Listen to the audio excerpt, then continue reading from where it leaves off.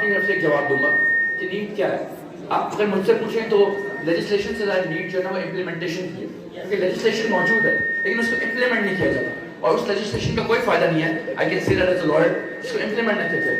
बहल वक्त बहुत कम था, बहुत बहुत शुक्रिया आपका। Some dark shit in my life, but I don't want to talk about those things here. And then I thought, why not?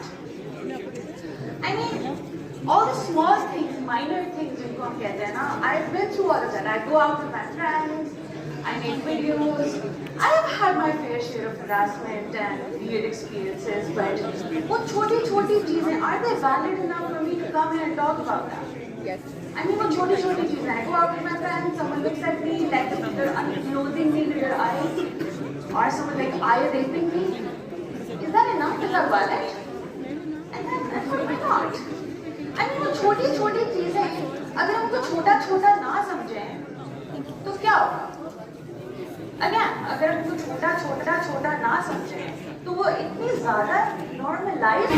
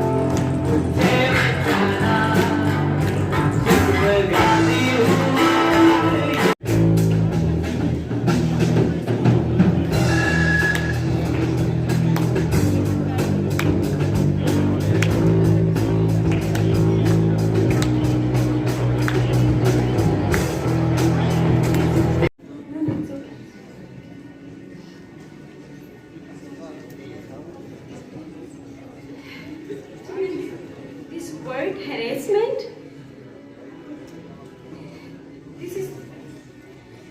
it's a kind of very hard word. ये कितना मुश्किल वर्ड है, लड़कों को इस बात की कभी समझ नहीं आती।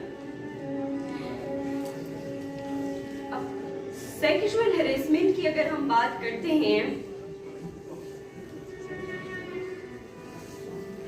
I have a lot of stories, मेरी अपनी भी और बहुत सारे लोगों की भी।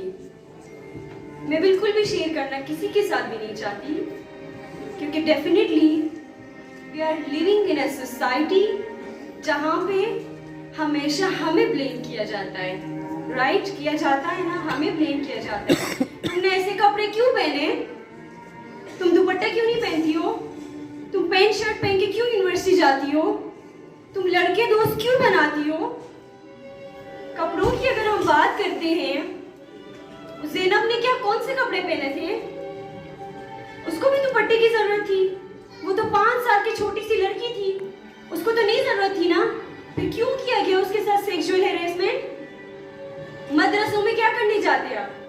कुरान पढ़ाने जाते ना, कुरान सिखाने जाते ना, अल्लाह के बारे में बात होती है ना, वहाँ पे वो लड़कों के साथ क्या किया जाता है? वो मौलवी, वो किस काम के मौलवी है, जबकि वहाँ पे जाके वो छोटे बच्चों के साथ क्या करते हैं? डेली बेस पे हमें सुनने को मिलता है, न्यूज़ पे मिलता है, न्यूज़पेपर्स पे आता है, हम अपने आंखों से देख रहे होते हैं। एक लड़की एक बस में जा रही होती है, लड़का वहाँ पे आकर उसको छेड़ रहा होता है, दिस इज सेक्सुअल हैरेसमेंट। एक लड़की एक बस का वेट कर रही होती है रोड पे खड़ी होके, उसको सीटी बजा के उसके साथ माशाल्लाह, सुभान अल्लाह, ये अल्लाह, वो अल्लाह, दिस इज सेक्सुअल हैरेसमेंट।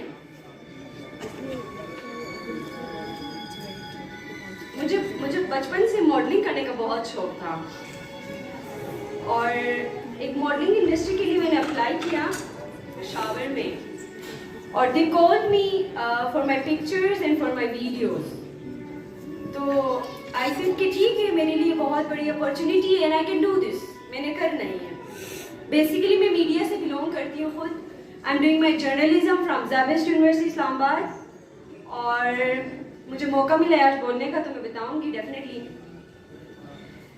और उनको मैंने कहा कि आप लोग इस्लामाबाद आ जाएं, यहाँ पे आप लोग मेरी पिक्चर्स ले लें, वीडियोस ले लें। उसके बाद से उन्होंने कहा कि हम लोग एड्स वगैरह के लिए शूट करते हैं, उसके बाद आपको हम मॉडलिंग के लिए सेलेक्ट करेंगे। आई सेड उस टाइम पे मुझे बहुत खुशी हुई, मैंने कहा इतनी जल्दी मुझे अपॉर्चुनिटीज मिल रही है, क्यों ना करूँ मैं जाके। और वो आए यहाँ पे, दे वर 3 गाइस और दोस्त थे, वो पता नहीं कोई प्रोडक्शन हाउस चला रहे थे। उस टाइम पे इतनी ज़्यादा एक्साइटमेंट थी कि मुझे वो पता करने का मौका ही नहीं मिला कि वो लोग पहले उन्होंने क्या क्या काम किया हुआ है, वो लोग कितनी बड़ी इंडस्ट्री, कितना बड़ा प्रोडक्शन हाउस चला रहे हैं। एक्साइटमेंट में ही मैंने कहा चलो ठीक है कर लेते हैं और मैंने पिक्चर्स बनवाई, मैंने वीडियोस बनवाई। तो ये एक तकरीबन कोई 1 साल पहले की बात है।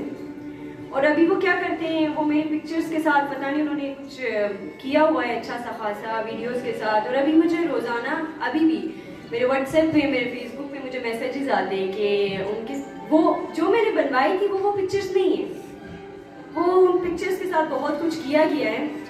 और अभी मुझे इस तरह की ब्लैकमेलिंग मिलती है कि इन पिक्चर्स के लिए आपने ये करना है हमारे साथ, आपने वो कर।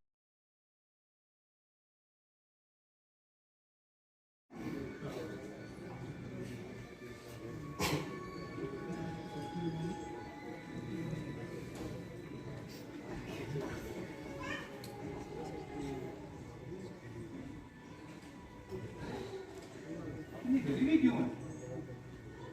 किसी ने परेशान किया?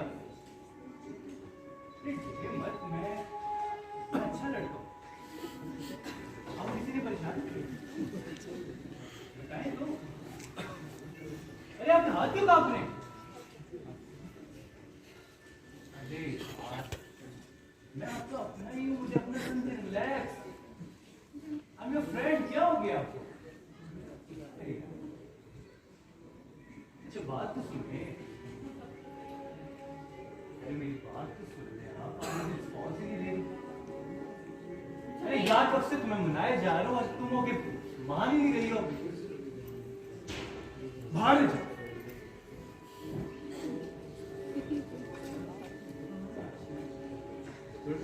कमरे होते हो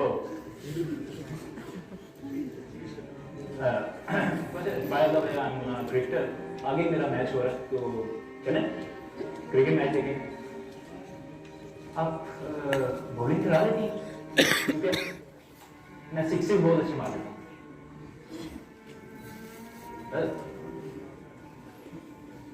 लड़कियां ना मेरे पे मरती हैं। कौन सी गेम खेलने आए हो? ये कोई गेम है? लो फन, घर में ऐसी हरकतें करते हो और तुम्हारे साथ नौकरी करने आती है, गुलाम नहीं है तुम्हारी, शर्म नहीं आती? दोस्त बनने का तरीका, दोस्त बनने का तरीका, दोस्त हो, दोस्ती का झांसा देते, शर्म करो, शर्म करो। तुम अपने बेटे को भी साथ ले आए, उसका भी ख्याल नहीं है, ये तकलीफ दे रहे हो अपने बेटे को, शर्म करो, दूर हो जाओ, दूर हो जाओ। एक मासूम लड़की के साथ, एक शरीफ लड़की के साथ ये कर रहे हो? ये है हमारी माशरत इक़दार, ये सिखाता है हमारा मज़हब। क्या ये हम हैं?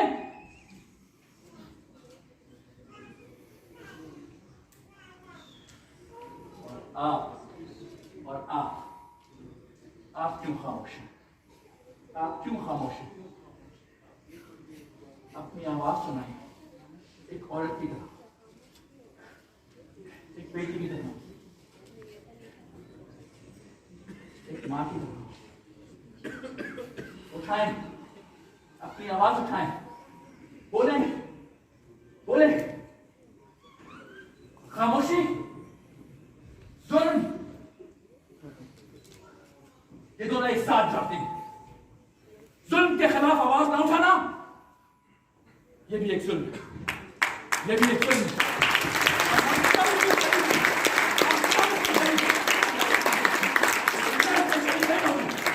मैं रहूंगा इसमें शरीक, और आप भी नहीं होगी, और आप भी नहीं होगी। आगे बढ़ो, सुनाओ अपनी आवाज, सुनाओ।